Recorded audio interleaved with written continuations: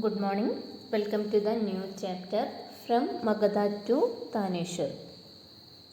Maurya dynasty founded by Chandragupta Maurya has an important place in the history of India. The Mauryan Empire was the first systematic empire. Ashoka is regarded as one of the most popular rulers of ancient India. After the decline of Maurya dynasty, Sunga dynasty, Kanva dynasty, Shatavahana dynasty, Kushana dynasty, etc. came into power. The rise of the Gupta dynasty is regarded as an important event in Indian history. India made such a progress in almost every field that it is regarded as the golden age. From this chapter, we can study about the Maurya Gupta empires developed in Magadha as their centers. Kaudilya was a teacher in Takshila before he became the chief minister of Chandragupta Maurya of the Maurya dynasty. He was known by the names Chanakya and Vishnugupta. His contributions were in the fields of philosophy, economics, law, statecraft, etc. His book Arthashastra, written in Sanskrit, gives a detailed description on statecraft. Kaudilya in his Arthashastra mentions about the 7 elements essential for a state. They are known as the Saptangas, 7 limbs. Kaudilya in his Arthashastra mentioned about the 7 elements essential for a state. They are known as the Saptangas or 7 limbs. That which has all these 7 elements would be considered a state. Which are the 7 elements? Sami, Amatya, Kosa, Danda, Durga, Mitra, Janapada. These are the 7 elements essential for a state. Chandragupta Maurya established a rule based on the Saptanga concept. Padaliputra was the capital of the Maurya dynasty. He formed a strong army and expanded his kingdom by conquering neighboring states. He collected various taxes for meeting the administrative expenses. He made alliance with many foreign countries. The most important among them was his alliance with the Greek military officer Seleucus Nicator, who arrived in India after Alexander. Megasthenes was the ambassador of Seleucus Nicator to the court of Chandragupta Maurya. Chandragupta Maurya was the head of the administration and judiciary. There were ministers and number of officials who helped him in the administration. Chandragupta Maurya established a rule based on the Saptanga concept, and which was the capital of the Maurya dynasty, Padaliputra. Chandragupta Maurya formed a strong army and expanded his kingdom by conquering neighboring states. He collected various taxes for meeting the administrative expenses. The kingdom which Chandragupta Maurya formed with Magadha as its center developed into an empire. What are the factors that brought Maurya kingdom the status of the first empire in India? Kingdom was extensively large. Administration was centered on the king. Unified administration established throughout the whole state. Chandragupta Maurya was succeeded by Bindusara.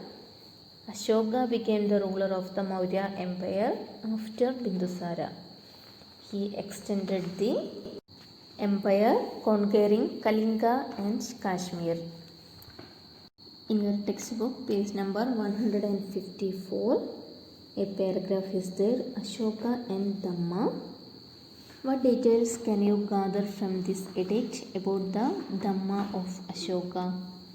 Animal sacrifice was not permitted. Tolerance, welfare of the people. Ashoka was inspired by Buddhism to proclaim Dhamma, but the ideas of various religions can be seen in Dhamma. He considered the relation between the king and his pupil similar to the relation between father and children. He listened the punishment and urged for a simple living. He listened the punishments and urged for a simple living. What were the aims of establishing Dhamma? You might have understood from the given map how extended was the Maurya Empire during the region of Ashoka. Page number 154, you can see a map.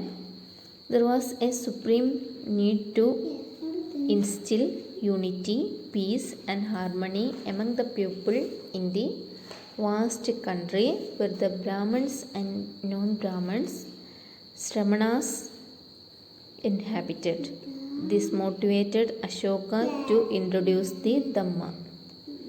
In order to propagate and make people aware of his ideas and rules, Ashoka erected edicts in various parts of the country and made inscription on rocks. For propagating his ideas, Ashoka erected edicts in various parts of the country and made inscription on rocks. Most of them were near cities and highways. The edicts can be classified as major rock edicts, minor rock edicts and pillar edicts.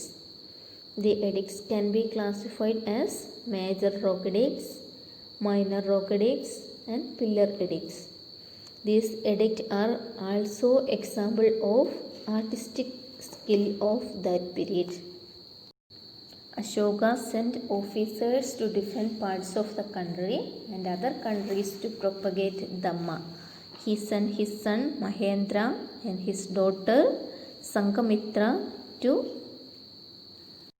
Ceylon, now Sri Lanka. Ashoka installed stupas containing the relics and leftovers of Buddha in various parts of the country. The most important among them is the Sanchi Stupa.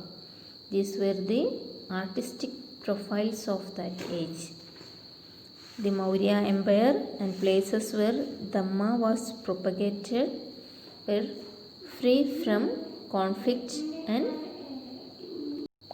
sectarianism.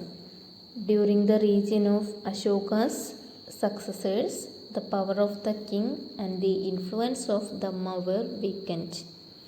As a result, many further provinces became independent. Ashoka sent officers to different parts of the country and other countries to propagate Dhamma. He sent his son Mahendra and his daughter Sankamitra to Ceylon. Ashoka installed stupas containing the relics and leftovers of Buddha in various parts of the country. The most important among them is the Sanchi Stupa. Ashoka was inspired by Buddhism to proclaim Dhamma. The word Dhamma is the Prakrit form of the Sanskrit word Dharma. The word Dhamma is the Prakrit form of the Sanskrit word of Dharma. Ashoka was inspired by Buddhism to proclaim Dhamma, but the ideas of various religions can be seen in Dhamma. He considered the relation between the king and his pupil similar to the relation between father and children. He lessened and punishments and urged for a simple living. Most of the edicts of Ashoka were written in Brahmi script. The script was deciphered in 1837 by James Prinsep.